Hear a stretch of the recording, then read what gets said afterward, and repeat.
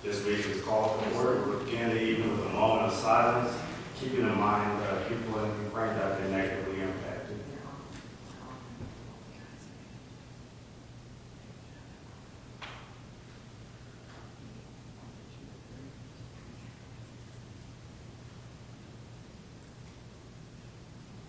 Thank you. If you all join me in the pledge of allegiance.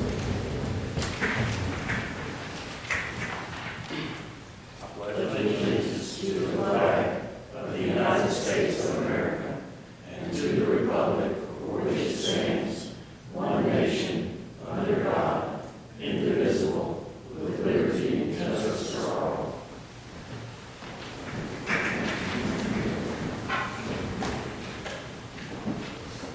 It is now time for public comment. We have one individual signed up, Mr. Randy Sherrill.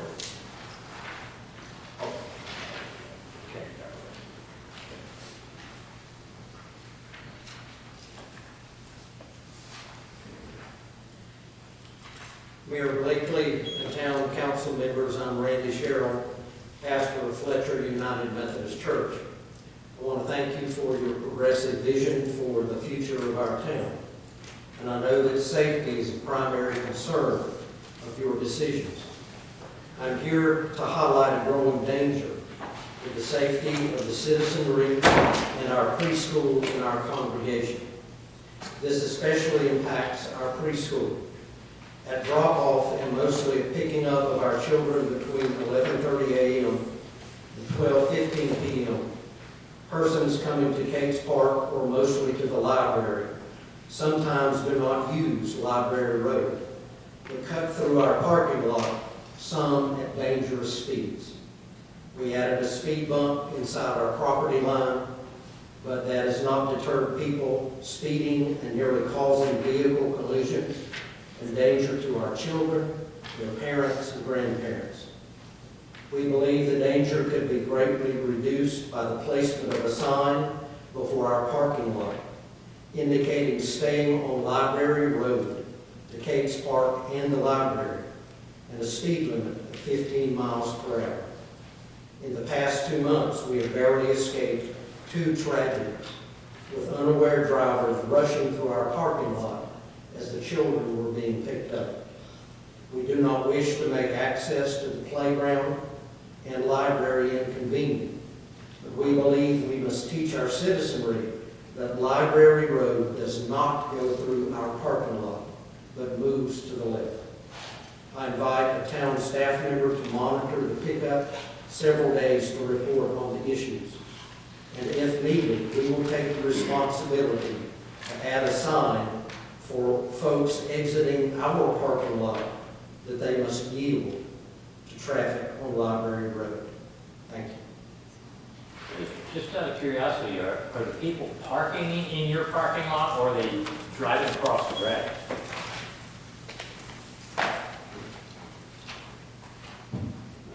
Oftentimes they're going around the pickup line and going fast through our parking lot. And like I said, in the last 2 months, our director has witnessed nearly 2 people crashing into vehicles while the persons were securing their children or grandchildren in their vehicles and their car seats. And it is getting more and more dangerous. And folks need to realize that Library Road goes to the left. And it's amazing how fast people go on that small, curvy, short road. Okay, thank you. Thank you. Yes, thank you. Anybody else that wishes to speak during public comment? Seeing none, we will move on to the recognition of Ms. Pat Clark for your service to our planning and zoning board of the town of Fletcher. Ms. Clark, I know you served us for. I know, thank you. I know you served us for a long time. You and you served the town very well. So not only do I thank you for your service, but I thank you and the whole Clark family.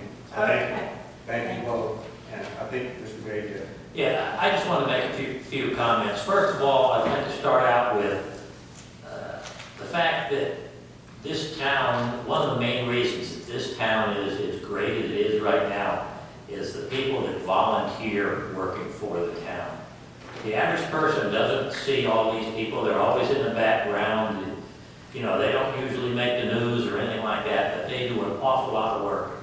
And the planning board in particular, people on that board probably put more time and heart into this town than any other volunteer working for the town of Fletcher. I mean, it's a lot of work. You just don't realize how much work they do in the background. Some of the things that Pat has been involved in, now she's been on the planning board since sometime around 1993. That's only 4 years after, 4 years after this town was incorporated. So she's been on the planning board for a long time. She helped draft the town's first zoning ordinance. She helped establish the ETJ in Hooper's Creek to protect those people that live just outside of the town limits. She helped develop the town's strategic planning process.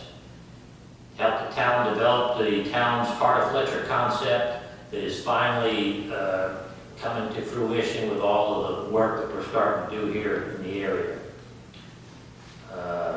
She helped draft the town's land development code. One of the things that has made Fletcher such a nice place to live is the fact that shortly after the town was incorporated, the people that were on council had enough foresight to start doing some actual planning and zoning and land development codes and so on, and that has been huge. You know, you can't stop progress, but you can steer it, and that's what these people have done.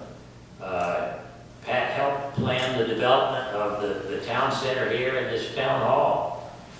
And lastly, she helped update the town's land use plan. She's been involved in every bit of planning, almost from the time this town was started. And Pat, we really thank you. And like I said, you know, you're one of the heroes that's in the background that people don't realize, but we really appreciate all you've done for the town of Fletcher. Thank you.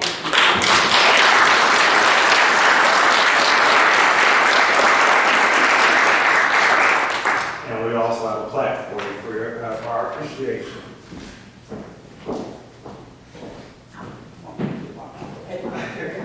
Meet me halfway. Thank you. There you go.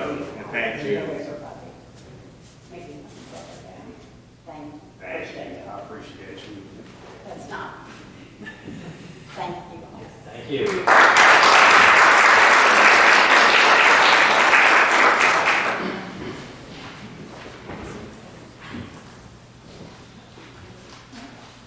Moving on to the approval of the minutes. Are there any corrections, additions, or deletions to the minutes presented?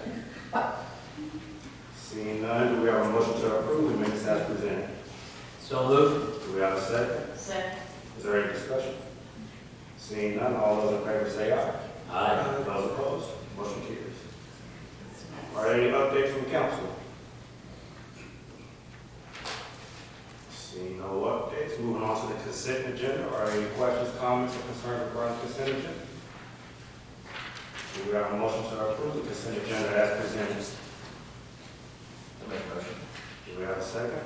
Second. Is there any discussion? Seeing none, all those in favor say aye. Aye. Those opposed, motion carries. Next item on the agenda is the approval of resolution R22-02, which is a new lease for the Balba's Ice Cream. That's part of it. That's just a Oh, yeah, continuation. yeah. I see. You're right. Thank you.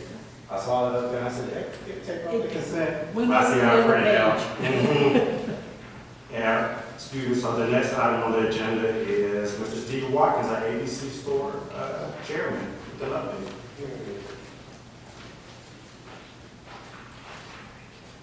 Hello, everyone. So I sent you or I left a picture for you for the new sign that we're having put up at our Fletcher ABC store. And so I just wanted to make sure everyone's in the loop of what we're doing. And we worked very close with Eric Roof on all the details, everything needed approval. So he was extremely helpful. Some of the details on it. One is that Sign was not cheap, $60,000. But I was really pushing towards this as an investment looking towards the future. At some point, Mills River will see that there's a lot of money in alcohol. There'll be a liquor store over there. Their competition is Sweeten Creek Road on the other side, and the store where it's built is sort of down in that little valley, whatever you want to call it. So I just thought it was necessary with that busy corridor, with all the tourists coming through there, outsiders that just see us there. So just want to let you know about that. Financially for the store, just a little tidbit, sales continue to be up. You would have thought they would have gone down after the height of the pandemic when folks are staying home, not going out, but like for January, sales were up 19.5%. So still doing well.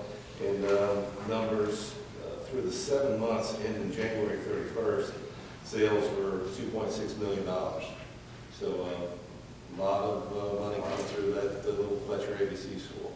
And I just want to give you guys an update on that. And a couple other expenditures. We've got to spend some money on gutters for the building, and we're very fortunate. Tony, the manager, watches the money of that store like it's his own. I really have to pry him and say, Tony, we need to get things done. And, okay, we've got enough people getting you estimates. Let's go, let's get it done. So we're very fortunate to have him watching over everything. So that's about it. Any questions in terms of what's going on at the store? And again, to give you a face, since I only came on, I think since July. So anything I can answer for you with regards to the store? Is the sign the only big expenditure you see in a while? The next one is going to be probably around $30,000 for new point of sale machines. It turns out that's the whole thing is a racket. So the folks that we bought it from are now telling the store that, well, it's outdated and we're not going to be able to support it. So right now we've got Tony looking at some other options of where to go from there. But again, with Tony watching our money, he's like, well, we can wait and we can wait. And I'm thinking, well, let's not wait until it's a crisis, until we have to be desperate and take whatever we can. So we're sort of working on it that way. That'll be at some point down the road, and I don't have all the numbers, but comparatively financially sound, the Fletcher ABC board is one of the most sound ABC programs in the state. So very well financially, we don't have to borrow any money or anything like that. So did you get a few quotes on the sign? we did. In this day and age, it's hard to get anybody to come out and do anything. So we went with Moss, signed local folks, but we had to look at several folks. So we went through that. Well, let me ask Eric, do you know, did somebody check out the height of this sign with the airport? Well, actually, that's a good question, Bob, and I don't know, but there are other signs in that general vicinity that are equal height or even probably one's taller. So I can't speak to this one, though. Because I know at one time they were so strict that they wouldn't even let Broadmoor Golf Course put a sign up at their front entrance because they said it was going to be too high, and they weren't looking for a high sign, but there's cones that go out, and I know it's lower on the two ends of the runway versus the side like that. Yeah, generally, the zoning district allows a 75-foot tall sign. I think they're in at 50, I believe. 55. So they're under what our ordinance allows, but, it might not hurt to put it in front of the hall to the airport just to double check it.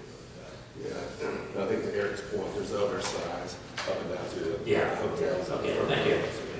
All right, so where is the sign location going to be? It's going to be at the store, and the sign going to like over behind or kind of stick above the hotels there, or is it going to be put out closer to the actual Rockwood Road intersection area? There is where we're limited by state regulations. So we can't put it anywhere but on our property.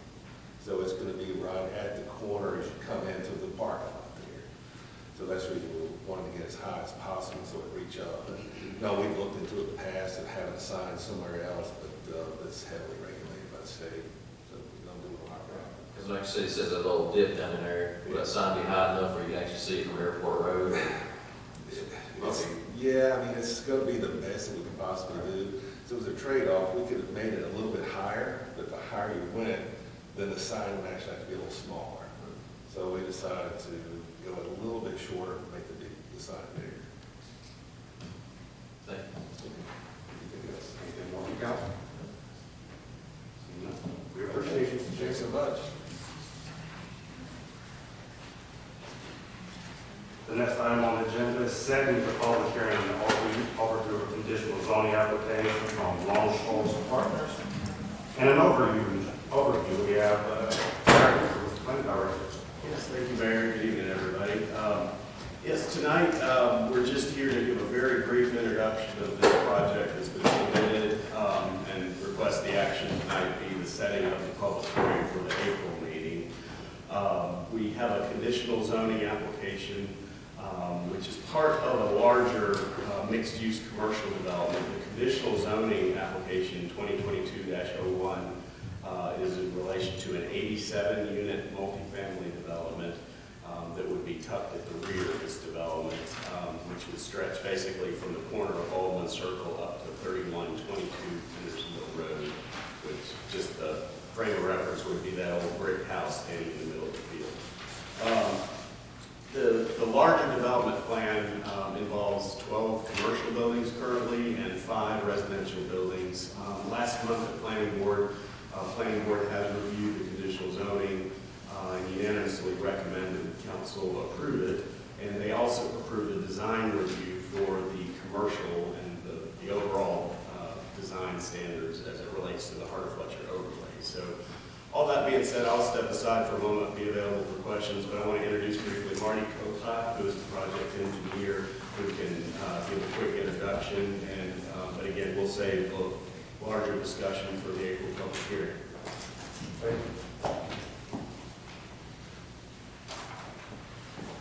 On the floor, sir. Mayor Blakely, members of council, hi, I'm Marty Kokai. I'm a professional engineer in North Carolina, been living in Nashville since 1997. Joined up with my wife, who was born and raised in Nashville. Her parents were born and raised in Nashville, and then her grandparents were born and raised in Nashville. So I've got the history of the community as I married into the family.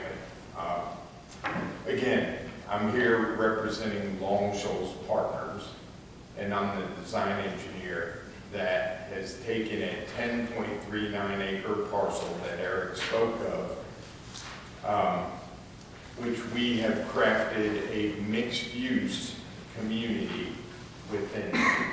Now, a mixed-use community consists of a portion up front, which is 4.94 acres that's currently zoned C1 within Fletcher. And it also has 5.45 acres at the rear of the project that we are asking for rezoning to NBD on. Okay. And it supports an 87-unit workforce housing multifamily development consisting of 24 one-bedroom units and 63 two-bedroom units. Okay, which equates to 150 bedrooms. We are providing parking in the multifamily section at 165 parking spaces. So we're over the thresholds of what Fletcher recommends. Okay. Again, we went to the planning board and received approval on February 15th. And I'm here tonight just to introduce the project to you, and I'll be happy to answer any questions that you might have. And I look forward to seeing you in about a month to discuss the project in more detail. I know you've got design packages in front of you that show some of the color, illustrative plans, and things of that nature, as well as elevations on the buildings. Okay. One of the things to recognize in these plans is that they're still somewhat what I call schematic or conceptual. In other words, we will continue to work with the land and with Eric to fine-tune things and craft a workable plan for the town of Fletcher. So that's what we're trying to do. That's why I'm here tonight, just to give you the brief introduction. And I look forward to explaining in more detail how we've tried to provide that, meet stormwater regulations, simplify the housing where it can actually work to, and I don't want to say reduce traffic, but create some of the things that I read about in the newspaper today in the commercial section. So folks that might live in these apartments might actually work, right, within the mixed-use development. They might live, work, and they might go to eat and shop there, all of which will hopefully remedy some of the use of Hendersonville Road, which is a major commercial corridor that we all know and love and use. So, thank you. Eric, is this going to require zoning changes? The conditional zoning, it's a tool we have in the ordinance that marries the site plan that's submitted to the actual zoning. So the rezoning would be tied, and if the development were to, not come to fruition, it would revert back and be subject to new. The only other question I have is that back part, which is the residential area, have you looked into that to make sure it's got enough space for emergency vehicles? That was covered extensively at the planning board meeting. Okay. Marty will be able to answer all that. The short answer is yes, and that could be a greater discussion next month during the hearings. And just a word too, we will be residents, property owners abutting this proposed development receive notification ahead of planning board. They'll get subsequent additional notification ahead of the public hearing for council, and invited to come and give feedback if they need to or want to. If it's already zoned for 8 to 16 units, forgive me for asking, but what's the part that causes the need for the? It's actually not. It's zoned, the current residential portion back there is zoned R2. It's kind of a holdover zoning ordinance or zoning district from the early days of zoning in Fletcher, surrounded by the C1. So by current ordinance or current zoning only allows like single family 3 unit per acre development there. However, it's located in this broader overlay district that we created around 2012 that sort of established the vision for this dense development, but did not outright zone it at the time. I think the council at the time expressed an interest in seeing that kind of thing come forward on a case-by-case basis, which is what brings us here tonight and next month. And for R2, can you not do also townhomes? R2 is limited to 3 units per acre and is largely single family, so it does not allow multi-family uses such as being as proposed. Also, are you going to do a traffic study for the growth of that area on Harrisville Road as it impacts? We are working with the DOT to determine whether we need to do a traffic study with the 87 units, which is something that we've done a traffic projection already at this time to determine, but we're working with the DOT regarding the traffic impact study, if one is needed, based on the projections of the traffic. And then, again, driveway permitting is all part of the submittal with the DOT to connect to the state roadway. And we're showing multiple entrances into and out of the development or mixed-use community. So, You're showing 2?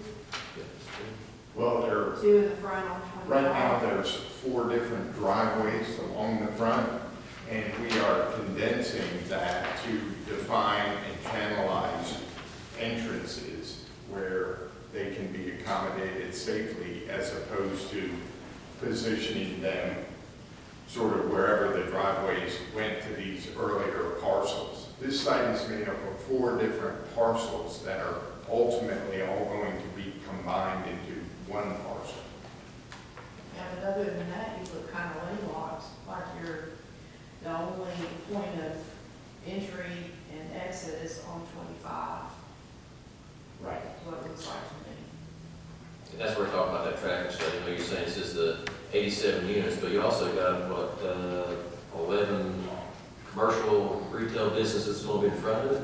It looks like roughly about that. So you got to add all these people in there too, so it's not going to be the 87 units going to be that, plus all these other folks in the front using the same two entrances on Henderson Road. So a traffic study might be warranted or needed.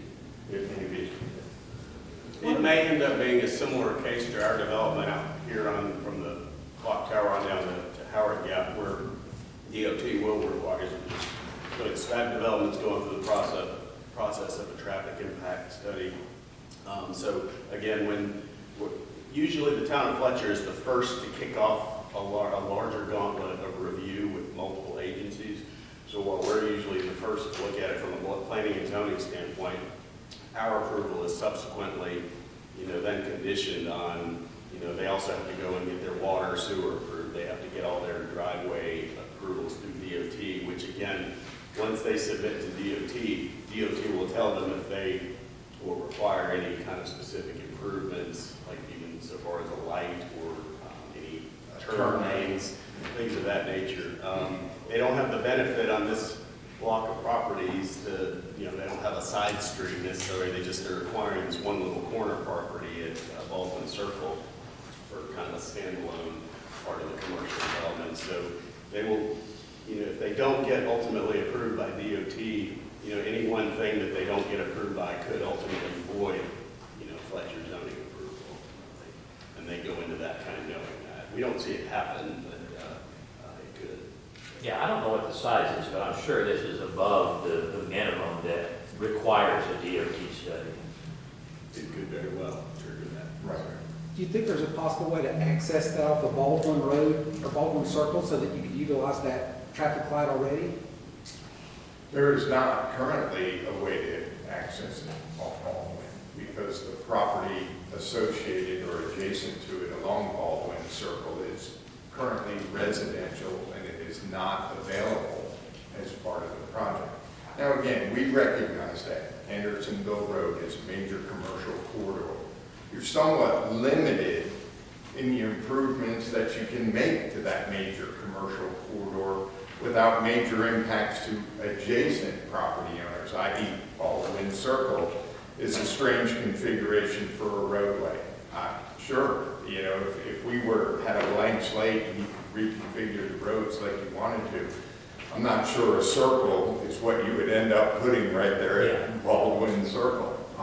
It would be more of a straight roadway with an emergency turnaround or access. So there's plenty of ways to look at this. We are going to work with the DOT.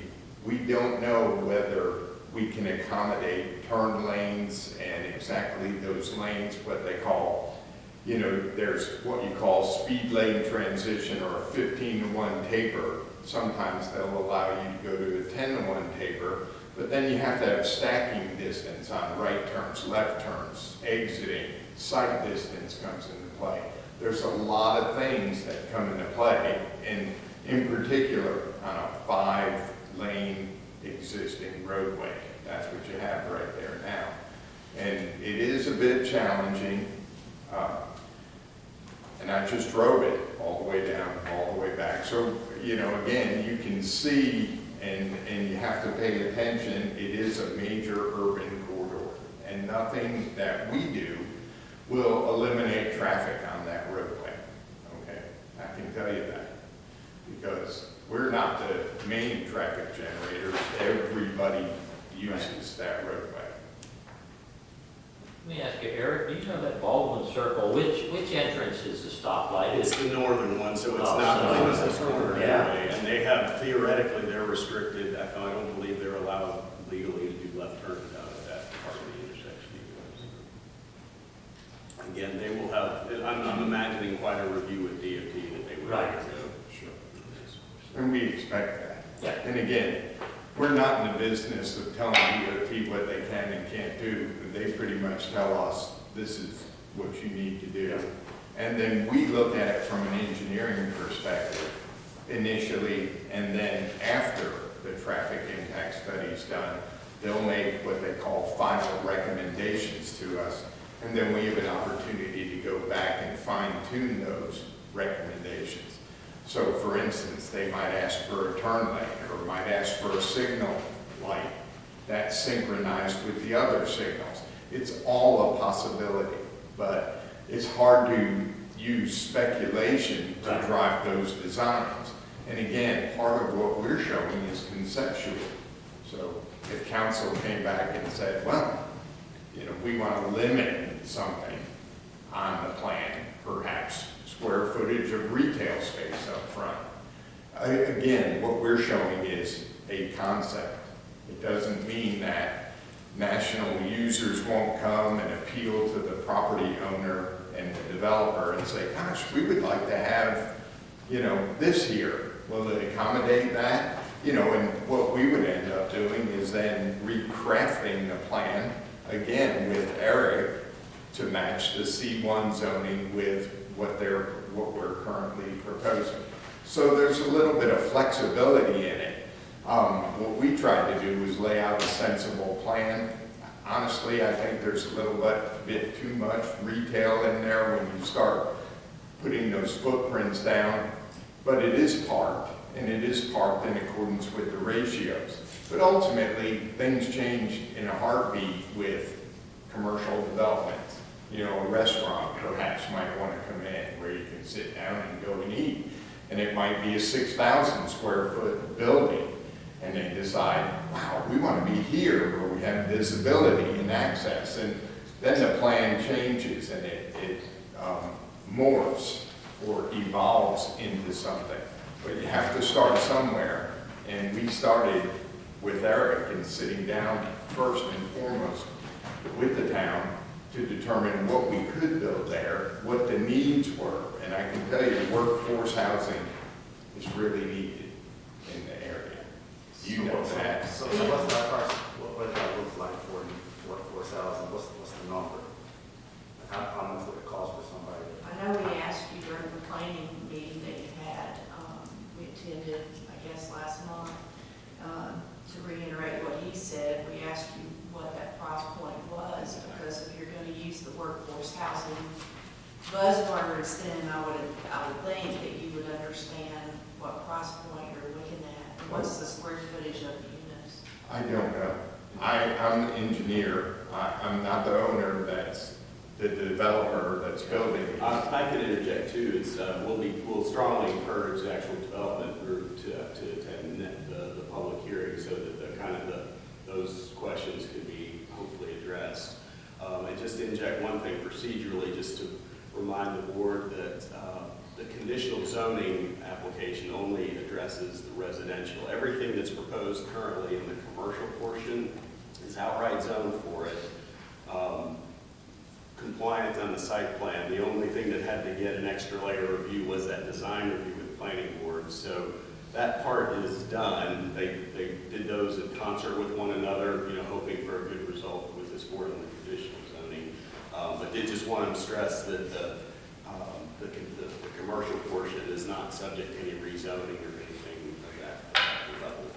If they significantly change the plans to where, the design of the buildings changed, they would potentially have to go back to planning board for another review for those changes. But if the general appearance of the buildings is consistent with what got approved that night, it likely we could at staff level approve some minor changes like that. So. Do we know square footage per unit? If we don't know price, do we know that? No, do not. And then, again, what we try to do is craft a plan with a mix of units. And again, I understand your question, and I understand your concerns, and everybody, workforce housing buzzword, I understand. Affordable housing buzzword. What's affordable? What's affordable housing mean? Is it 30% AMI? Is it 60? Is it, what is it? It's definitely not 60. It should be 30% or below. And so when they say that they're putting in affordable housing, meaning developers, and then you hear about some of the newest units out on Airport Road going for $3,000 a month, it's just bit much. I agree. Yeah. I agree. So I was just hoping that somebody could tell us what that looks like, because if it's gonna be called workforce housing, then I hope and pray that that's exactly what it is for folks that live and work here. Well, what it means to me as a designer is giving someone the opportunity to live and work really close to where they live and play, okay?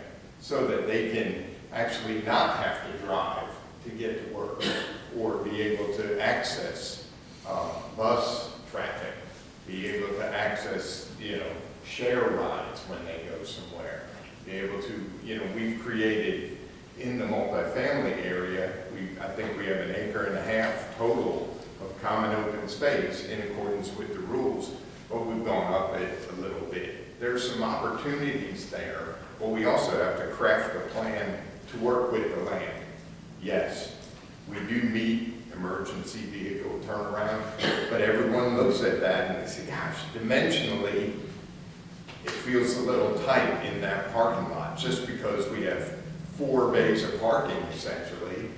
And wow, why isn't there a big green space in between it? Well, because dimensionally, it has to balance the cost with the number of units versus how you approach the plan.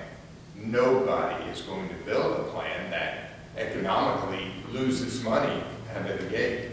No one would do that. So you have to sort of somewhat balance the plan and craft a concept that meets those needs.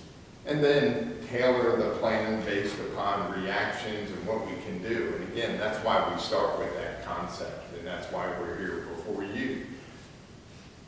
Using the words that these folks are going to be actually probably working in here, is the percentage is going to be extremely low, in my experience, very, very minute. So I wouldn't say these people are going to be working this called workforce housing, like she just said, buzzwords, politician and developer buzzwords. Sure. And chances are that these folks are going to be working here is going to be slim to none. So. And you might be correct. Appreciate it. Anything more from council? Thank you all. Thank you. Before we move on, we need to set the public hearing for that conditional zoning request. So we have a motion to set the public hearing for conditional zoning application number 2022-01 for the April 11th regular council meeting. Make a motion. Do we have a second? Second. Is there any discussion? Seeing none, all those in favor say aye. Aye. Those opposed? It is set for next month. Next item on the agenda is the request from BSC Holdings for an extension on their CBD zoning and completion of infrastructure for a previously approved project. Thank you again, Mayor. I'll just say a quick word. And we have with us tonight Barry Siegel and Amanda Williams from BSC Holdings here. They'll come up in just a moment. Just to refresh council, in the summer of 2019, this development was approved for land directly adjacent to our town hall property to our north. Was approved for a residential development that consisted of a mix of apartments, townhomes, and single-family dwellings, all under one community, or all under one ownership and management company, BSC Holdings. It was reviewed at the time for 311 units. They're facing, and they'll say a bit more when they come up in a moment, they're facing some topographical issues that are likely going to end up seeing a reduction of the number of units to what was previously approved. However, as soon as the pandemic broke out in 2020, they were here with us and requested a first extension.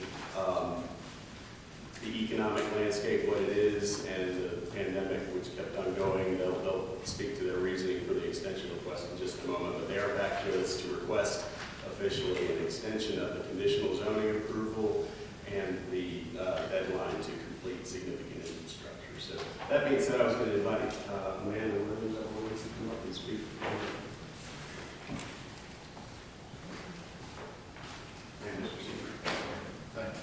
Good evening. My name is Amanda Williams. Our address is out of Greensboro,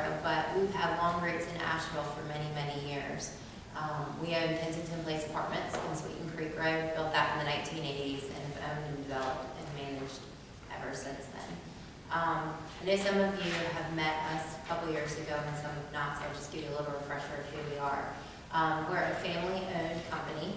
We, as I mentioned, we do development, ownership, property management. We don't buy anybody else's stuff. We don't ever sell our stuff. That's been our long-term plan since the 80s, and we don't plan to change it. We are based out of Greensboro, as I mentioned. We do something really different that most people don't do. When you think of apartments, everybody thinks of these big boxes that you see when you drive down Andersonville Road and all that. That's not what we do. We designed our product many years ago to cater to people that can choose to rent because their lifestyle wanted to, not because they have to. But we also recognize that people that want to rent or have to rent shouldn't have to live in some big box with a long hallway and hear people coming back out all night. And you shouldn't have to pay $3,000 to live in that. I truly appreciate that. And so many years ago, we came up with this concept, and I'm going to start with our apartments first and just tell you about them for a second. We do 8-unit buildings. We don't do exterior hallways. We don't do exterior breezeways. So everybody has a door on the first floor. So if you live on the second floor, you open your door on your first floor, just like a townhouse unit. You walk in, you go up. There's 4 floors down, there's 4 floors up. So it kind of looks like a condo building. They're smaller buildings. Our footprints are typically, I think, 6,000 to 7,000 square foot for the whole building. We did that many, many years ago and have continued to create that concept. We found that, honestly, we get a better clientele because they appreciate that concept. They're not the renters that are in and out. You know, they're not leaving in the middle of the night. It's typically not those folks. Typically, those folks are people who live in the community and they just want to continue to live in the community and maybe their lifestyles change. What we learned as we continued to develop and own and manage and listen to our residents, listen to our staff, that there are lots of times that people would like to live in something different. They'd like to live in a villa, which is a single-family detached house. So in 2002, we were doing a rezoning in Winston-Salem and turned around, new apartments weren't going to fly, and we did single-family detached houses. And I know everybody hears about that now, but we were one of the first people that actually did that. And we've done that concept many years. And so you rent a house, we take care of everything, inside, outside, garbage disposal, smoke detector, we mow the yard, whatever. I mention all this because this is all going up here. Now we do townhouses, same concept. We manage everything inside and out. We know all about Fletcher and Asheville because we've been in this market, but I also have family that lives in Fletcher, and I understand what folks who've come to Fletcher are looking for. And they're looking for not only a quiet place to live that's outside of Asheville, but somewhere that they can retire and they can stay. But you know what, maybe they don't want to own that house anymore. Maybe they want to travel like my family wanted to, right? And so what do? They have a concept here in which you can go and you can rent a house or rent an apartment or rent a villa, and you're not in some big box community that's going to go out. And so a couple of years ago, many years ago actually now, this property was brought to us off market, kind of in a way. And we recognized, came and saw the big, beautiful house and said, oh my gosh, it looks kind of like the house we have at Kensington Place, which had a historic house on it. We fully anticipate saving the house. We're going to use it in our concept. So just to tell you, as Eric mentioned, we came in 2018. You guys were gracious enough to approve our rezoning. We're sitting on 80 acres of land. We're now asking for 278 units. We were 311. When we asked for our first extension in 2020, we realized when we started getting into everything, knowing the wetlands, but started working with the Corps of Engineers. And if you've ever worked with Corps of Engineers, it's a very complex process. So we had to do a lot of delineations of wetlands. Unfortunately, we lost our consultant at that time. He passed away during then. Worked on that, doing some surveying and all that. And that took a long time to do those things. So once we kind of got an idea of what we had, it was honestly later in 2019 getting closer to our time frame because in the zoning, it was only 1 year to put the infrastructure in place. And to put 80 acres of infrastructure, even 50 acres if you take the floodway out, that's almost impossible nicely to do in a year. That's a lot of land to put water and sewer and all these different things that all different apartments need. So we asked for an extension, saying, hey, in 2 years we think we can do this. And No way in the world do we know that COVID was going to hit that month after we got the approval for the extension. And essentially, unfortunately, as you guys all know, the world shut down. People didn't work, people weren't in the offices, people were whatever. And so we kind of unfortunately came to a pause. Since then, we have been working on our plans, excuse me, and we're essentially almost complete and ready to submit to you guys. We're waiting on some surveying information and some board information, but we're almost there. So, would you like to talk about science? So I get my voice back. Sorry. Would you like some water? I mean, wonderful. I have pollen to prepare trees. Thank you. My name is Barry Siegel. I'm probably the guy with more gray hair. Okay. And I think Amanda kind of, summarized things very, very, very clearly. Our whole approach is so much different than the typical developer. Typical developer is how many units can we physically fit on this piece of property? All right, let's ask for 12 units, let's ask for 15 units, let's ask for 30 units an acre, okay? Our approach has always been, what is the need of the community, what is the need of the individuals that we're trying to serve? And I will tell you, when you do an 8-unit building, 4 units down, 4 units on top, it costs a lot more money than these big boxes. It also takes a lot more real estate. And we can't put the density on the site that so many others can. Our numbers aren't maybe as good as some of the other guys. Maybe we're not as smart as they are, okay? But we've been in it for the long haul.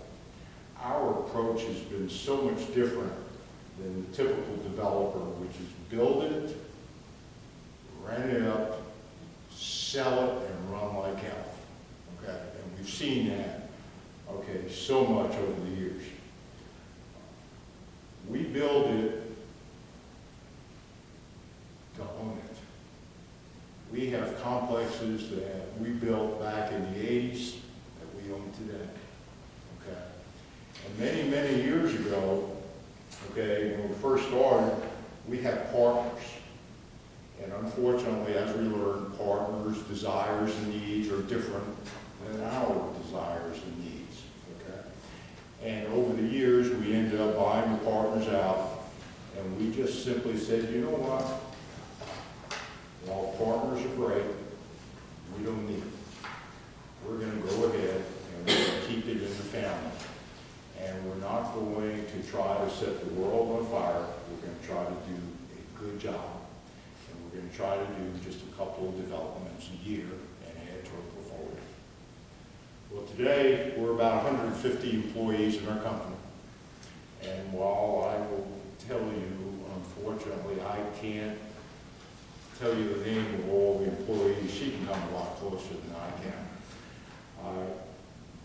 We still have the same philosophy that we've had way back when.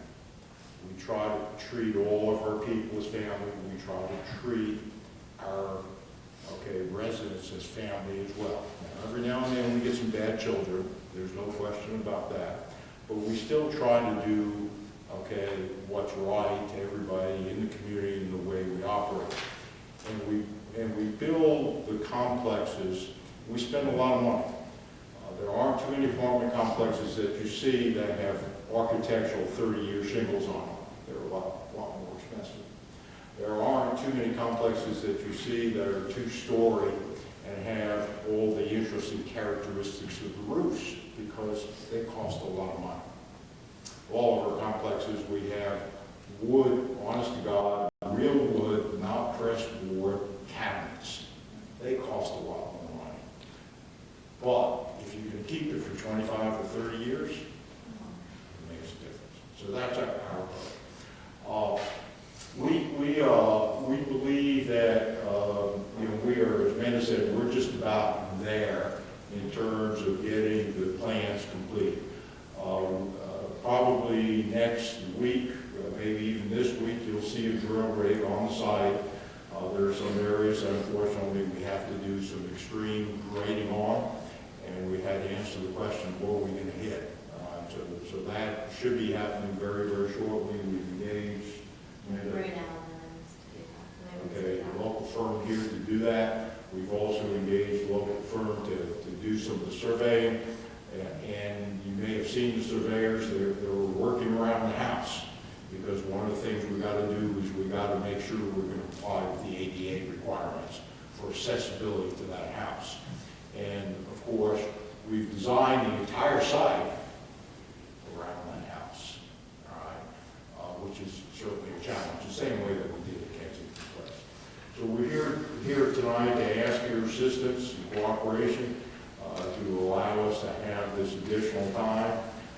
We sincerely hope that we will get the plans wrapped up very, very quickly. They will be submitted. There's been a lot of discussions going on. The TIA has been done, of course, and all of that information now has been assembled into the plan. So we're hopeful that we'll actually be able to start site work sometime this summer. Our approach will be different than so many others, is that what we want to do is we want to do all the site work, including getting the asphalt binder down before we begin to build the structures. And the reason being, okay, is because of erosion control issues, and we don't like being yelled at by, the Corps of Engineers and by the state and the town, that your construction traffic bringing mud out onto the street, and there's a greater tendency to kind of get yourselves in trouble if you're trying to work basically as you continue to develop and put in the infrastructure, the water lines and sewer lines, and as you're trying to build the buildings at the same time. It costs us more money in terms of time, but it's just a lot neater job. And so that's the approach that we've taken. It's been, successful in a lot of places. A lot of cities that we work in will not allow us to go vertical until, in fact, we have the binder down for emergency access, and until we have water such that they can, attend to fires and things of that sort. And God forbid we don't get around. So we ask for your consideration, and I'll be more than happy to, and I'm sure Amanda will as well. Thank you. Questions, comments? You said you were going to reduce your units down from 311 to 278. Right. What units are you getting rid of? Is it the big houses? Is it the apartments? So what happened when we did the wetland delineation and all that we lost some villas in that area. So we did lose some villas in that area. And then we did change our townhouses based on lifestyle. We said, a lot of folks like one story versus a two-story townhouse. And so we actually lost units when we went from two-story townhouses to one-story townhouses. And so in that case, what we ended up doing, instead of having maybe 5 townhouses in a building, we actually have like 3. So a little better, for quite frankly, to fit more into the character of the area. May I approach, please? Sure. Absolutely.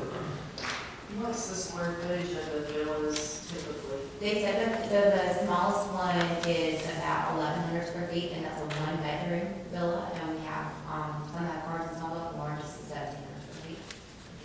Will they have garages? Or Most do, some do, and some don't.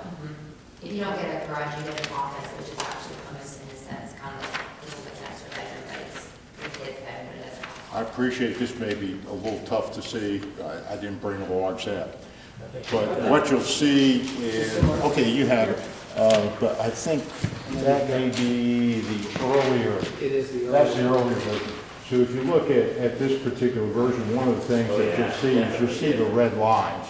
Those are the actual field survey wetland areas that have occurred throughout the areas. Okay, so there were a lot of places on the site based upon our initial reconnaissance and our initial consultant work was fine. Then after the consultants finished meeting with the Corps of Engineers and they finished beating us up, all of a sudden we had certain areas that were basically classified as wetlands. Not so much because they were standing water, but by the nature of the characteristics of the soil. And so as a result of that, we had to kind of move things around, and we lost a bunch of the of the single-family units in Yeah, that it's right in area. that bottleneck, it looks like. Yes, that's correct. You can see that, if you look here, the number of units that we had and stuff like that, changes, right, and you can see all that up through there. So you own the property all the way down to the creek, right? We own it, Yes. right. We bought the property probably In 2 August months of after 2018. the initial approval, so we've owned that property, since then. And do you have any plans for any of that area down there?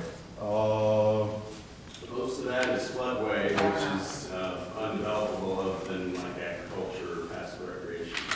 I think we'll probably try to have something that doesn't have any impervious area that a resident can use, whether it's, for dogs or play kids area, but we won't be able to put anything impervious, unfortunately, in that area. But there is, there's still 50 acres Right. of usable, so there's quite a bunch of area to do, and we like to do lots of outdoor type areas, and we're gonna try to scatter those so they can be used strategically by the folks that live there. We will have areas that people can walk. We'll typically do things like dog parks. We'll do things like shuffleboard areas. We'll do picnic, tables and grills. Basically, what we got is 3.5 units an acre. That's kind of unheard of, but that's what we have. And not all of that is by design. Some of that comes about as a result of the floodplain areas that we got, the wetlands area that we got. But I think the important thing is maximum height is 2 stories. Yeah. And our villas, most of our villas are single-family homes. A lot of them are 1 story, some are 2. Our quote, what used to be towns are now 1 stories, okay, because of folks, what their desires and needs are, and our apartments are only 2 stories. So we've kept it low density by design. And it says right here, it's going to take you 3+ years to fully complete this project? We sincerely hope so, okay, unless we run into real supply chain issues. I will tell you, we also do single-family home construction, and we used to be able to build houses, 3,000 square foot houses, 32 to 3,500 square foot houses in 4 to 5 months. It's taking almost a year now. Okay, we've got to order windows, okay, sometimes 4 months in advance. Okay, we've got projects that we've been waiting, we're a very big customer, General Electric. We wait months and months, we put orders in for all the appliances at the very beginning of the project, and we got one project now, and we're still waiting for about, some of the appliances. It's a totally different market.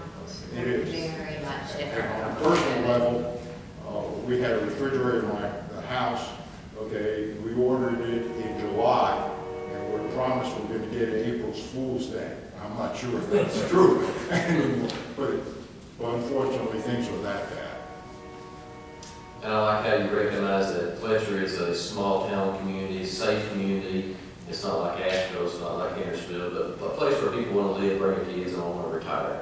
And you hit the nail on the head right there, and I do appreciate how everything's laid out right here. It's not a big box apartment complex. You're actually thinking about what fits Fletcher, what Fletcher really all about. So thank you for this consideration. Well, I think that's important, when you talk about that's important when you go to a community. We have development in Jamestown, which is outside of Greensboro, same type concept as this. You gotta fit in with the community. And if you're gonna own it and manage it for many, many years, right, it needs to be something that's timeless. Because nobody likes something that, was a fad and now it's on, so. Do you feel like you are financially sound? Oh, yes, very much so. We've actually continued to develop during the pandemic. We've had, we just completed a development off of Sandy Ridge Road in Colfax. We're actually working on our development that we've been doing in Kernersville. We had to pause just because we couldn't get lumber. So yes, absolutely. It's been, I will tell you, it is a challenge. It is truly a challenge. We've had some projects that unfortunately have ran over budget $4 or $5 million. And it's just unbelievable, as you probably read and have heard, lumber we used to buy, for argument's sake, OSB, okay, 4x8 sheathing. We would buy that at $9 a board. we're having to pay over $40-some a board, okay? 2x4s, okay? It used to be, $2.50, a 2x4, by 9, and now you're $11, $12. So even in the relatively short time period, like on our villa home, and I apologize for giving you so much information, on our villa home, our package used to be about $26,000, depending upon the villa, $26,000 for basically the lumber package, okay? The 2x4s, the OSB, the roof trusses, the floor trusses. Today, that package is running over $45,000. It's nuts. It's absolutely nuts. We hope we've seen the worst of it, but to answer your question, we do have tremendous banking relationships, and we do have substantial ability to do everything we've done. Well, definitely commend you in the spirit in which you run your business, and I can definitely get behind a developer who is looking to build things that people would love to stay in for a long time. And even though it costs you in the long run, I know that you envision that if you get a better renter, people that want to be there, love to be there, and will take care of it. And so I definitely commend you, because it's just not very usual that you can get a developer to understand that or move forward, because everybody's all about making money. We're long-term players. Yeah, well, we can definitely appreciate that approach. Thank you. I'm very impressed with the whole project. I know you've already seen, since you've owned the property, that flooding can be an issue. I hope you will continue to work with the town, because we own land on one side, you own land on the other side, and who knows what's going to happen. And that's one thing in that area. You might want to just put in a gravel dirt road or something along the creek that gives vehicles a way to get in there. If somebody has to bring in something to pull out dead wood or something. Yeah, we were here about a year ago up with Mark, and actually Eric was kind enough to call. Right. And we have folks that go out, wonderful guy that comes look at the property, we can check on it, but we actually came out with Mark, and I forget the other gentleman in your department, and actually went out there and looked at it, and was making sure, but yeah, it definitely, you're right, it does change the landscape very quickly, so that's something we've kept in mind on our plan, and also, of course, for access. And that's one thing that we've learned here in Fletcher. It's really important to have good neighbors on both sides of the creek. Absolutely. And it's a long-term relationship, Yeah. because quite frankly, you guys are going to own that, and we're going to own the city. We should work together, because at the end of the day, it benefits everybody to work together. Thank you. Thank you so much. Thank you. Thank you. Pretty impressive. Is there a motion on the matter? Council?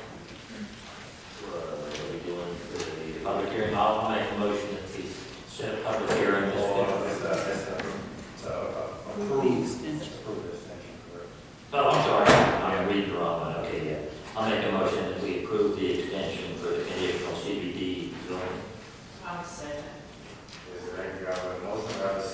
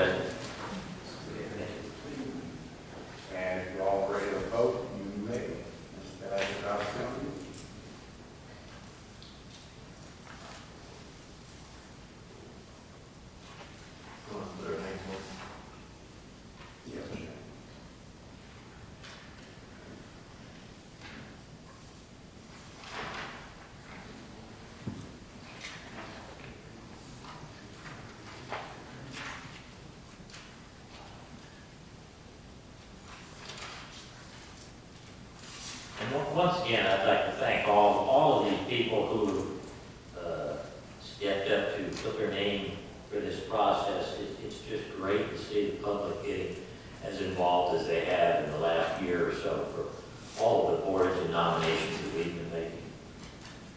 Okay, we have 2 votes for Mr. Warren Ladbrook. We also have 2 votes for Ms. Leslie Quaycross. Is there any discussion from the board before we take a motion? I'll say that if you all want any discussion, I'll probably break the time in favor of Ms. Leslie Quaycross. That's the way we're going to vote. Okay, that's it then. Okay, do we have a motion to appoint Ms. Leslie Quaycross to the at-large vacancy on the Planning and Zoning Board? I'll move. Do we have a motion? Do we have a second? Second. Is there any discussion? Seeing none, all those in favor say aye. Aye. Those opposed? Motion carries.